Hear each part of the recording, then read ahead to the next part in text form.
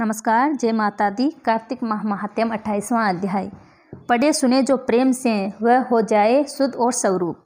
यह 28वां अध्याय कार्तिक कथा अनूप। धर्मदत्त ने पूछा, मैंने सुना है कि जय और विजय भी भगवान विष्णु के द्वारपाल है।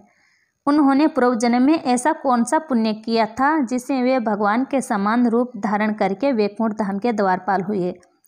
दोनों पार्षदों ने कहा, ब्राह्मण पूर्व काल में तृणा विंदी की कन्या देवहूति के गर्भ से महर्षि कंदर्प की दृष्टि मात्र से 2 पुत्र उत्पन्न हुए। उनमें से बड़े का नाम जय और छोटे का नाम विजय हुआ। पीछे उसी देवहूति के गर्भ से योग धर्म के जानने वाले भगवान कपिल उत्पन्न हुए। जय और विजय सदा भगवान की भक्ति में तत्पर रहते थे। वे नित्य ही अष्टाचार मंत्र का जाप और वैष्णव व्रतों का पालन करते थे। एक समय राजा मरुत ने उन दोनों को अपने यज्ञ में बुलाया। वहाँ जय ब्राह्मण बनाए गए और विजय आचार्य। उन्होंने यज्ञ की संपूर्ण विधि पूर्ण की। यज्ञ के अंत में राजा मरुत ने उन दोनों को बहुत धन दिया। धन लेकर दोनों भाई अपने आश्रम पर गए। वहाँ उस धन का विवाह करते समय दोनों में लड़ाई हो गई। जय ने कहा, इस धन को बराबर बांट लिया जाए। विजय का कहना था, नहीं, जिसको जो मिला है वह उसी के पास रहे। तब जय ने क्रोध में आकर लोभी विजय को श्राप दिया, तुम ग्रहण करके देते नहीं हो, इसलिए ग्रह अर्थात मगरमच्छ हो जाओ। जय के श्राप को सुनकर विजय ने भी श्राप दिया, तुमने मद से भ्रांत होकर श्राप दिया है, इसलिए तुम मातंग अर्थात हाथी की योनि में जाओ। उन्होंने भगवान से श्राप निवृत्ति के लिए प्रार्थना की। श्री भगवान ने कहा, तुम मेरे भक्त हो, तुम्हारा वचन कभी असत्य नहीं होगा।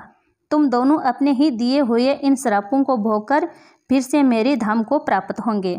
ऐसा कहकर भगवान विष्णु अंतर्ध्यान हो गए। दंतर वे दोनों गंड नदी के तट पर ग्रह और गज हो गए।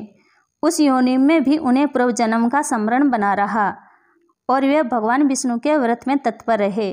किसी समय वह गजराज कार्तिक मास में स्नान के लिए गंड नदी गया, तो उस समय ग्रह ने श्राप के हेतु को स्मरण करते हुए उस गज को पकड़ लिया। ग्रह से पकड़े जाने पर गजराज ने भगवान रामानाथ का स्मरण किया। तभी भगवान विष्णु शंख चक्र और गदा धारण किए वहां प्रकट हो गए। उन्होंने चक्र चलाकर ग्रह और गजराज का उद्धार किया और उन्हें अपने ही जैसा रूप देकर वैकुंठ धाम को ले गए। तब से वह स्थान हरि क्षेत्र के नाम से प्रसिद्ध हैं। वे ही दोनों विख्याता जय और विजय हैं, जो भगवान विष्णु के द्वारपाल हुए हैं। धर्मदत्त, तुम भी ईर्ष्या और देश का त्याग करके सदैव भगवान विष्णु के व्रत में स्थिर रहो। समदर्शी बनो। कार्तिक माघ और वैशाख के महीनों में सदैव प्रांत काल स्नान करो। एकादशी व्रत के पालन में स्थिर रहो। तुलसी के बगीचे की रक्षा करते रहो। ऐसा करने से तुम भी शरीर का अंत होने पर भगवान विष्णु के परम पद को प्राप्त होंगे।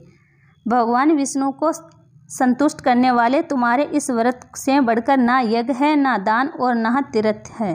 हे विप्र, तुम धन्य हो, जिसके व्रत के आधे भाग का फल पाकर ये स्त्री हमारे द्वार वैकुंठ धाम में ले जा रही हैं।